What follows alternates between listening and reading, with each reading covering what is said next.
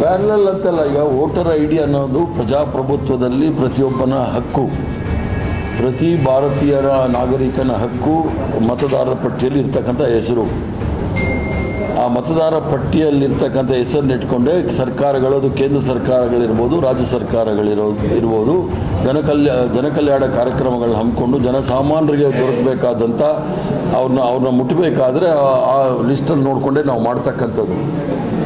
ಈಗ ಎಲ್ಲಾದರೂ ಮೈ ಮರೆತು ನಮ್ಮವರು ನಮಗೆ ಗ್ಯಾರಂಟಿ ಬರ್ತಾ ಇದೆ, ನಮ್ಮ ಹೆಸರು ಇದೆ ಅಂಥೇಳಿ ಮೈ ಮರೆತು ಮನೇಲಿ ಕೂತ್ರೆ ಇವರು ಮತದಾರ ಪಟ್ಟಿಯಿಂದ ಹೆಸರು ತೆಗಿತಾರೆ. ಅದಕ್ಕೋಸ್ಕರ ಪುನಃ ಆ ಮತದಾರ ಪಟ್ಟಿ ನಡೆಯುವಾಗ ನಮ್ಮವರು ಸಹ ಪ್ರತಿ ಮನೆಗೆ ಹೋಗಿ ಯಾರು ಫಲಾನುಭವಿಗಳಿದ್ದಾರೆ, ನೈಜ ಫಲಾನುಭವಿಗಳಿದ್ದಾರೆ ಇಲ್ವಾ ಅನ್ನೋದನ್ನು ಕೂಡ ಮಾಡಬೇಕು ಅನ್ನೋದು ಮಾಡಿದ್ದಾರೆ. ಯಾಕಂದರೆ ಮುಖ್ಯಮಂತ್ರಿಗಳು ಹೇಳಿರೋ ರೀತಿಯಲ್ಲಿ ಭಾಳಷ್ಟು ಜನ ಡೂಪ್ಲಿಕೇಟ್ ಹೆಸರಲ್ಲೂ ಸಹ ತೆಗಿತಾ ಇದ್ದಾರೆ. ಆದ್ದರಿಂದ ಎರಡೂ ಸಹ ಅನುಕೂಲ ಆಗುತ್ತೆ. SIR ಅಲ್ಲಿ ಅವ್ರು ಮಾಡ್ತಕ್ಕಂಥದ್ದು, ಅವ್ರು ಯಾರು ಕೈ ಬಿಡ್ತಾರೆ ಅದನ್ನು ನಾವು ನೋಡಬೇಕಾಗತ್ತೆ, ಅವರು ಫಲಾನುಭವಿಗಳ ಅಲ್ವಾ ಅನ್ನೋದು ನೋಡಬೇಕಾಗುತ್ತೆ. ಆದ್ದರಿಂದ ಅದು ಡಬಲ್ ಕೆಲಸ ನಾವು ಸರ್ಕಾರದಿಂದ ಮಾಡ್ತಾ ಇದ್ದೀವಿ. ಡಬಲ್ ಚೆಕ್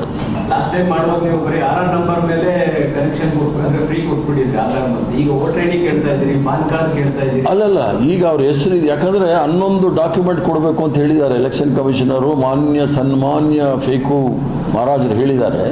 ಆದ್ದರಿಂದ ನಾವು 11 ಅವ್ರದ್ದೇ ಮಾರ್ಕ್ಸ್ ಕಾರ್ಡ್ ಇಲ್ಲ, ಫೇಕ್ ಮಾರ್ಕ್ಸ್ ಕಾರ್ಡ್ ಇಟ್ಕೊಂಡಿದ್ದಾರೆ. ಬೇರೆಯವ್ರದ್ದು ಏನು ಸರ್ಟಿಫಿಕೇಟ್ ತಗೋತೀರಾ? ಅದೊಂದು ಇದೆ, ಸ್ಕೂಲ್ ಸರ್ಟಿಫಿಕೇಟ್ ಇದ್ರೂ ನಡೆಯುತ್ತೆ ಅಂತ ಹೇಳಿ. ಪ್ರಧಾನಮಂತ್ರಿಗಳದ್ದೇ ಫೇಕ್ ಸರ್ಟಿಫಿಕೇಟ್ ಇರುವಾಗ ಸ್ಕೂಲ್ ಸರ್ಟಿಫಿಕೇಟ್ ಎಲ್ಲಿ ಕೇಳೋದು? ಜನಗಳಿಗೆ ಎಷ್ಟು ತೊಂದರೆ ಕೊಡಬೇಕು ಅದನ್ನು ಭಾರತೀಯ ಜನತಾ ಪಾರ್ಟಿ ಸರ್ಕಾರ ಮಾಡ್ತಾ ಇದೆ. ಅದಕ್ಕೆ ನಾವೆಲ್ಲರೂ ಸಹ ಜಾಗೃತರಾಗಿರಬೇಕು ಅನ್ನೋದೇ ನಾವು ಇಷ್ಟು ದಿನ ಪ್ರಚಾರ ಮಾಡ್ತಾರೆ. ಈಗ 3 ವರ್ಷ ಅಂದರೆ ನಾವು ಬಡವರಿಗೆ ಕೈಗೆ ಸೇರ್ತಾ ಇದೆ ಅಂತ ತಿಳ್ಕೊಂಡಿದ್ವಿ. ಕೆಲವು ಗಂಭೀರವಾದ ಆರೋಪಗಳು ಬಂದಾಗ, ಕಂಪ್ಲೇಂಟ್ಗಳು ಬಂದಾಗ ನಾವು ನೋಡಬೇಕಾಗತ್ತೆ, ಪರಿಶೀಲನೆ ಮಾಡಬೇಕಾಗುತ್ತೆ.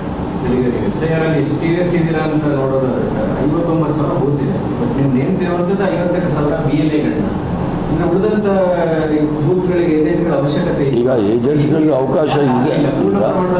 ಪೂರ್ಣ ಪ್ರಮಾಣದಲ್ಲಿ ಕೆಲವು ಕ್ಷೇತ್ರದಲ್ಲಿ ಅಲ್ಲಿ ನಾವೀಗ ಕೆಲವು ಕ್ಷೇತ್ರಗಳಲ್ಲಿ ಸೋತಿರೋ ಜಾಗದಲ್ಲಿ ಅಲ್ಲಿ ಯಾರು ಸರಿಯಾದವರು ಇಲ್ಲ, ಅದೆಲ್ಲ ಸ್ವಲ್ಪ ಕಮ್ಮಿ ಆಗಿದೆ, ಅದನ್ನು ಸರಿ ಮಾಡ್ತಾ ಇದ್ದೀವಿ.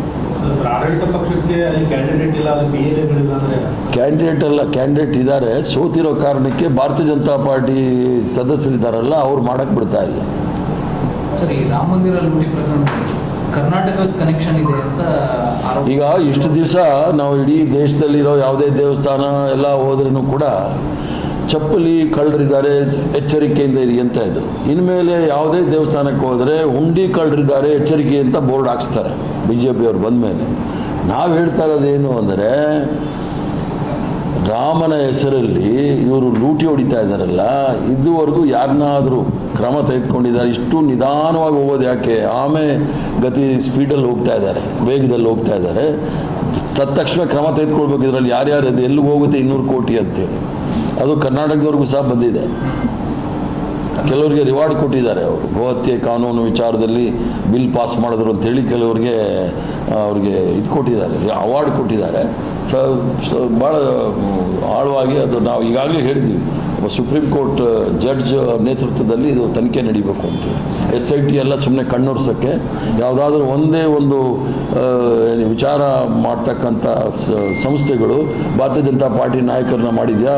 ಇದರಲ್ಲಿ ವಾಷಿಂಗ್ ಮೆಷಿನ್ ಇಲ್ಲ, ನಾವಂತೂ ಆ ವಾಷಿಂಗ್ ಮೆಷಿನಲ್ಲಿ ಅವ್ರನ್ನೆಲ್ಲ ಹಾಕೋದೇ ಇಲ್ಲ, ಅವ್ರನ್ನೆಲ್ಲ ಜೈಲಿಗೆ ಕಳಿಸ್ಬೇಕು.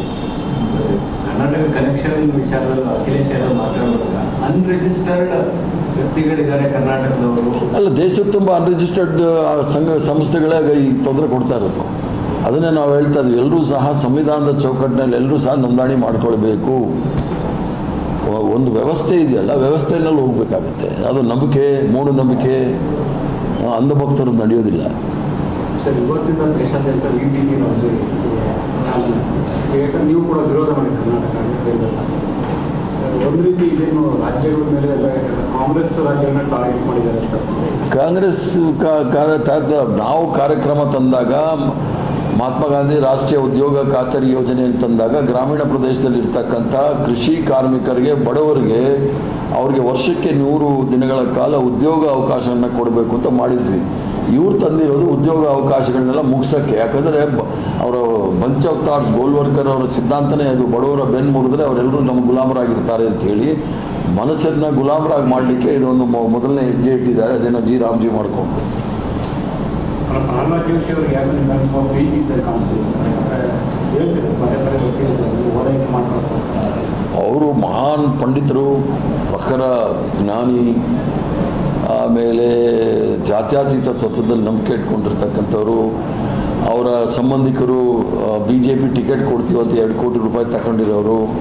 ಇವರಿಂದ ನಾವು ನಂಬ್ಕೊಂಡ್ರೆ ಅವ್ರಿಗೆ ಭಾಳ ಪ್ರೀತಿ. ಪ್ರದೀಪ್ ಈಶ್ವರ್ ಅವರ ವಿಚಾರದಲ್ಲಿ ಸರ್ಕಾರ ಸರಿ ಆಕ್ಷನ್ ತಗೊಂಡಿದೆ ಅಂತ ಅನಿಸ್ತಿದೆ. ಅದು ಈಗಾಗಲೇ ಅದ್ರ ಬಗ್ಗೆ ಭಾಳಷ್ಟು ಚರ್ಚೆ ಮಾನ್ಯ ಮುಖ್ಯಮಂತ್ರಿಗಳು ಹೇಳಿದ್ದಾರೆ, ನಿಕಟಪೂರ್ವ ಮುಖ್ಯಮಂತ್ರಿಗಳು ಸಹ ಹೇಳಿದ್ದಾರೆ. ಆದರೆ ಅಷ್ಟಕ್ಕೆ ಚರ್ಚೆಗೆ ಬಿಟ್ಬಿಡೋದು ಒಳ್ಳೆಯದು. ಹಿಂದೆ ಸರ್ಕಾರ ಇದ್ದು ನಿಮ್ಮ ಶಾಸಕರ ಮೇಲೆ ಹಲ್ಲೆ ಮಾಡುವಂತ ಸರ್ಕಾರದಲ್ಲಿದ್ದರೆ ಯಾರು ಹಲ್ಲೆ ಮಾಡಬಾರ್ದು ಅಂತಿದೆಯಾ? ಕೆಲವರು ಕಾನೂನು ಕೈಗೆ ತಗೊಂಡ್ಬಿಡ್ತಾರೆ, ಏನೂ ಮಾಡೋಕ್ಕಾಗೋದಿಲ್ಲ. ರಾಜಕಾರಣದಲ್ಲಿ ಸ್ವಲ್ಪ ಡಿಸೆನ್ಸಿ, ಸಭ್ಯತೆಯನ್ನು ಮೇಂಟೈನ್ ಮಾಡ್ಕೋಬೇಕು, ಕಾಪಾಡ್ಕೊಳ್ಬೇಕಾಗತ್ತೆ. 2 ಕಡೆನೂ ಮಾಡ್ಕೋಬೇಕಾಗತ್ತೆ. ಆಗಿದೆ, ಯಾರು ಹಿಂಸೆಗೆ ಅವಕಾಶಗಳು ಕೊಡಬಾರ್ದು. ಇನ್ನೊಂದು ದಿನ ಮಾತಾಡೋಣ. ಈಗ ಸಾಕು, ಏನು ಇದು ಇತಿಹಾಸ ಕೇಳ್ತಾ ಇದ್ದಾರೆ. ಸಾಕು. ಹಲೋ, ಬೋಲಿಯೇ ಕ್ಯಾ